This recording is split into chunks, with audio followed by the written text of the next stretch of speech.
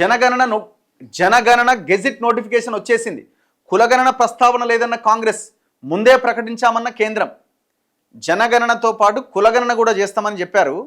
కులగణన మీద cabinet approve చేసింది మొన్న రీసెంట్గా.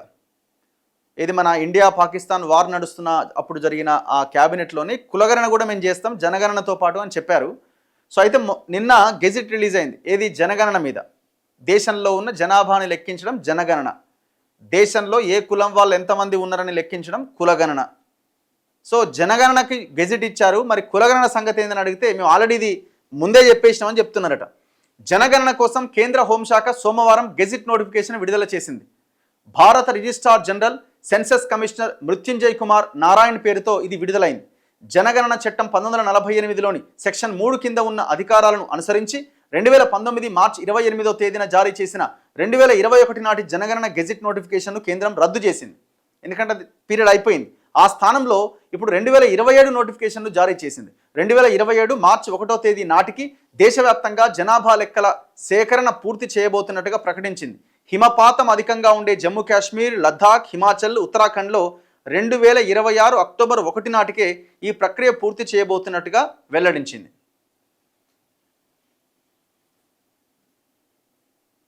అయితే ఇందులో కులగణన ప్రస్తావన లేదని కాంగ్రెస్ పార్టీ విమర్శించింది. కేంద్రం ఈ విమర్శలు ఖండించింది.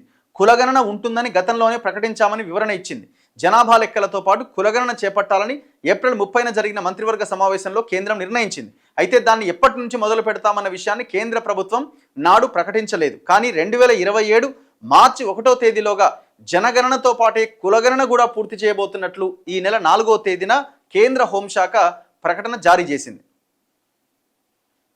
యూటర్నా మళ్ళీ చెబుతారా? కేంద్రం జారీ చేసిన గెజిట్ నోటిఫికేషన్లో కులగణన ప్రస్తావన లేదని ఏఐసిసి ప్రధాన కార్యదర్శి జైరాం రమేష్ విమర్శించారు. విస్తృత స్థాయిలో ఊదరగొట్టిన 16వ జనగణన గెజిట్ నోటిఫికేషన్ ఎట్టకేలకు విడుదలైంది. 2025 ఏప్రిల్ 30వ తేదీన ప్రకటించిన అంశాలే ఇందులో పునరుద్ఘాటించారు తప్పితే కొత్తగా ఏమీ లేదు. కాంగ్రెస్ నిరంతర పట్టుదల కారణంగానే ప్రధాని మోదీ కులగణన డిమాండ్కు తలొగ్గారు. ఈ డిమాండ్ చేసినందుకు కాంగ్రెస్ నాయకులను ఆయన అర్బన్ నక్సలేట్లుగా అభివర్ణించారు. ఇది కాంగ్రెస్ చేస్తున్నది. సో కులగణన అన్నది జనగణనలో భాగమే, దీనికి మళ్ళీ సపరేట్గా ఏమీ లేదు. మేము ఖచ్చితంగా జనగణనతో పాటు కులగణన అదే 2027 మార్చి 1 వరకు కంప్లీట్ చేస్తామని అంటున్నారు. చూడాలి.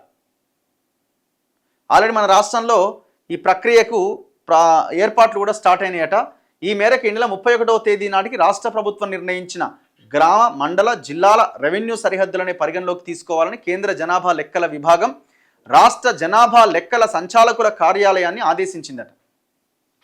ఈ నెల 30వ తేదీ వరకు రాష్ట్ర ప్రభుత్వం రెవెన్యూ సరిహద్దుల్లో ఏమైనా మార్పులు చేస్తే ఆయా వివరాలు రాష్ట్ర జనాభా సంచాలకుల కార్యాలయానికి అందజేయాలన్నట.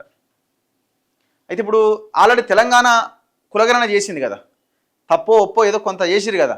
సో ఆ లెక్కలని కేంద్రం ఏం పరిగణలోకి తీసుకోదు. బేసిక్గా ఈ కులగణన ఈ ప్రక్రియ అంతా కేంద్రం పరిధిలో జరగాల్సింది. కానీ కేంద్రం దానికి యాక్సెప్ట్ చేయలేదు. వాళ్ళు గతంలో దీనికి వ్యతిరేకం.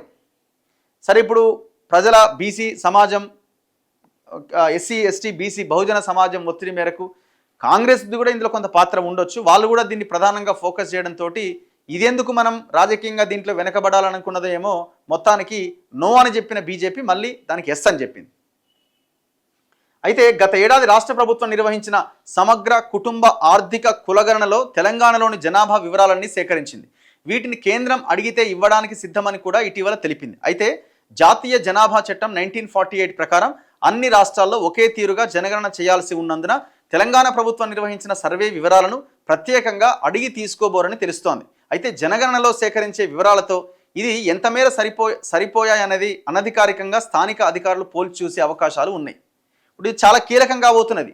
వన్స్ కనుక వీళ్ళు బీజేపీ కేంద్రం చేసే రిపోర్టు కాంగ్రెస్ చేసిన రిపోర్ట్కి ఏమైనా తేడాలు వస్తే జనం దుమ్మెత్తిపోయడానికి కూడా అవకాశాలు ఉంటాయి. అంటే ఎక్కడ తక్కువ ఉంటే వాళ్ళని మీరు ఏం చేసిరు అన్నది క్వశ్చన్ చేసే అవకాశం ఉంది. మరి అట్లేమన్నా వస్తుందా?